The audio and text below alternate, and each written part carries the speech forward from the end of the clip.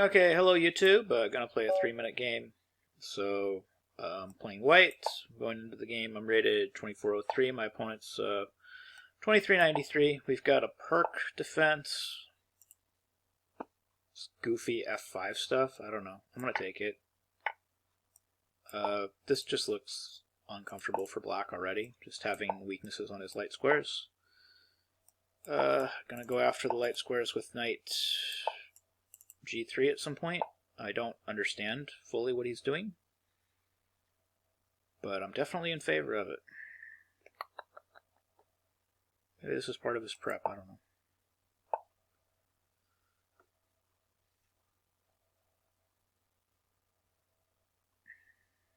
This looks so strange.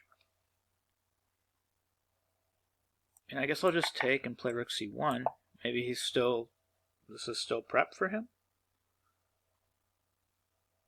I don't know, it looks like a lot of work to move a bunch of pieces twice and then weaken the light squares. I mean, white hasn't really done anything wrong enough to justify this.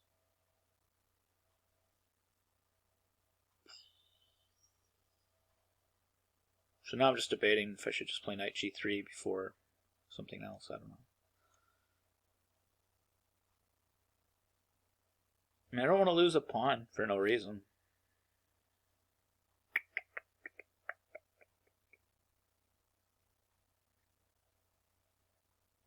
I kind of just want to take and then...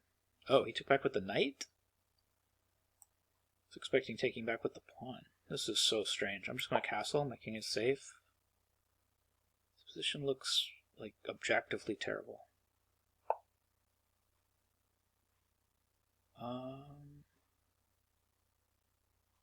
Yeah, like I don't want to play knight g3 because I like his queen where it's at. We'll play knight d5. This looks correct. Keeps him from camp. This is so bad. Okay, fine. Knight c3 and then knight d5. Okay, I'm down to 1 minute and 26 seconds though, so I gotta start moving quicker. Like, what a terrible pawn structure though, for him.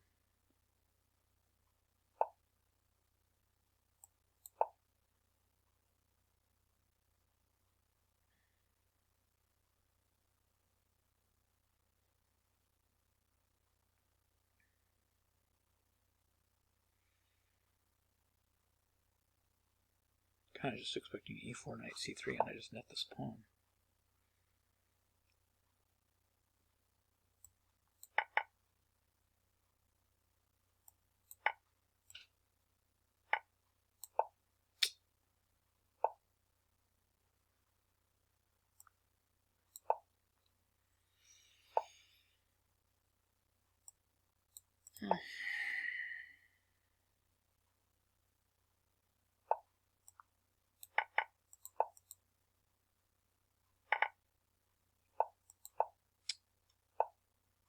He exchanged his position pretty much into oblivion.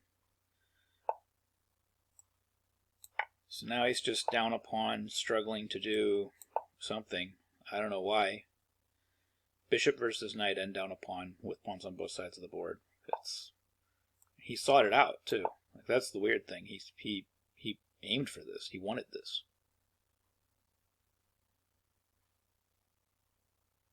Probably just resigns soon. I would anyway. I don't know. Maybe he'll play this out. It's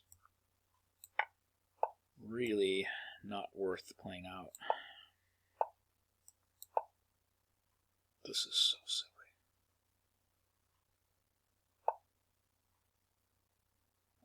I just kind of want to trap the knight. I don't know, just h3. Yeah, definitely g4, takes, and then just clean pawn. Unless he comes back and attacks the bishop, then we just retreat the bishop, and then we still take the clean pawn. Yep.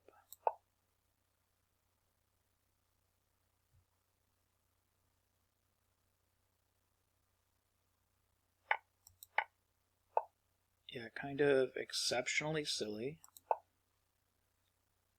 I don't know. I might not win if I'm slow, so, I mean, that's all he's got kind of going for him, is I could be very slow here.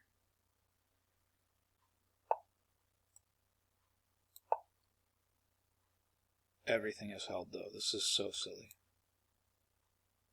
25 seconds. He's got absolutely nothing.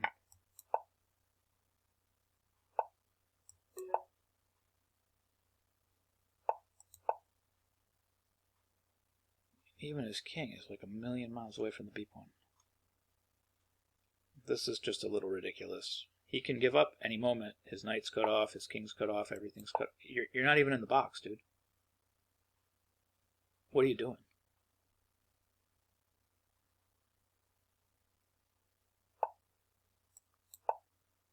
I mean, his knight's his only shot at getting to that pawn, and there's zero path of getting there. Why are you still playing? This is so silly. Fine, whatever. Now you have zero chances. Are you going to resign yet? You're just going to keep it up. Okay, fine. I don't get this. No, stop. Stop. Why? Why did you keep playing? So silly. Okay.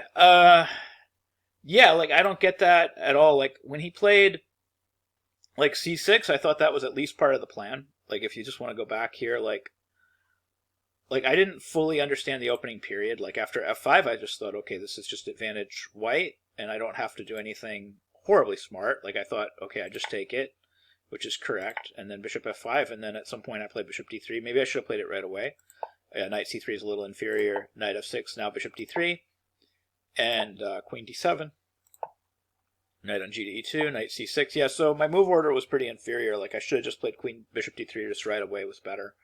But the basic idea is about the same. Yeah, this wasn't bad on his part. Like, e5, and he's almost equalized, actually, because I've played a little bit too slow. Like, bishop d3 was better just right away.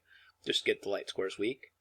But anyway, so e5, I played d5, knight b4, bishop f5, queen f5, rook c1. It's still very, very, very slight edge white. c6, and yeah, when I played dc6, I was just expecting bc6, and I thought that maybe I was a little bit better because of his weak light squares, but he also was going to have a center to compensate for that, so I thought it was close to level, even though he was down some. He was going to be down some tempo too because he moved this knight out. So when I played dc6 and he played knight c6, I was very surprised because now it should just be advantage white, and there's like a lot of different ways I can execute that advantage. I just chose a very slow way to do it. Then I played knight d5, and yeah, I was very shocked that he did all these trades because these trades actually make it easier for me to win this position because I'm also just doing better because of his pawn weaknesses, the fact that I have 2 pawn islands and he's got 3. So like all these endgames are going to be much nicer for me. So like when I played knight c3 and he played queen d5, knight d5, getting to this endgame is not helping him. It's actually making things significantly worse. You can see my assessment going up and up and up. So like after I play f4 and then king g6, f takes e5 was, I guess, an inaccuracy. I had rook d1, but the way he played it after fe5, basically just getting everything off the board for me, although knight e7 on my part was a mistake. Apparently I had rook f3. But knight e7, rook c e1, knight c6, I really think his biggest mistake, because like here, okay, it's almost equal again. So c3, rook a d8, rook f8, rook f8. Like, I played rook f1, and I thought rook f1 was a huge mistake on his. Well, wait a minute, it wasn't? King f5, it says slight edge black? I don't believe that. That's crazy. Wow, okay, I guess the passed pawn is worth something. Although the assessment is going down the longer it assesses it. So maybe not. I thought king e2, okay, e4 was a mistake. So it wanted him to play king e4. Oh, his king was going to get the 5th rank. I missed that. Yeah, so that was my mistake, was trading into the endgame there. I thought that was his mistake. You know, pawns on both sides of the board, bishop versus knight, queenside majority. It just looked good for white. I probably had a bigger advantage earlier. I traded by mistake, and then as soon as he plays e4, now it's advantage white. And then we got bishop e3, knight e5, huge mistake, then bishop takes a7. And at this point, it is just, white's just killing it. White's up a pawn, queenside pawn majority, bishop versus knight, and then the rest of the game was pretty much a wrap. I don't see any huge places where we could have gone a whole lot differently at this point. Not even anything really marked as an inaccuracy moving forward from there.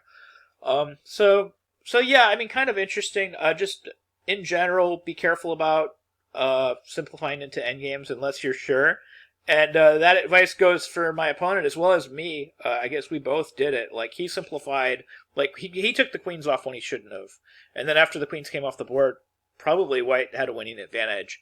And then later on, I traded the rooks when I shouldn't have. And then, he was actually doing really, really good if he played his king to e4 instead of pushing the pawn to e4. But as soon as he pushed the pawn to e4, then white certainly had the advantage at that point, and I never quite let it go. Well, anyways, I guess that was kind of an interesting game. I guess somewhat instructive endgame, somewhat instructive middle game. The light squares versus the center and all this other stuff going on. I should have been a little bit more aggressive in the early opening, but oh well. Anyways, hope you learned something new about chess. Thank you very much for watching.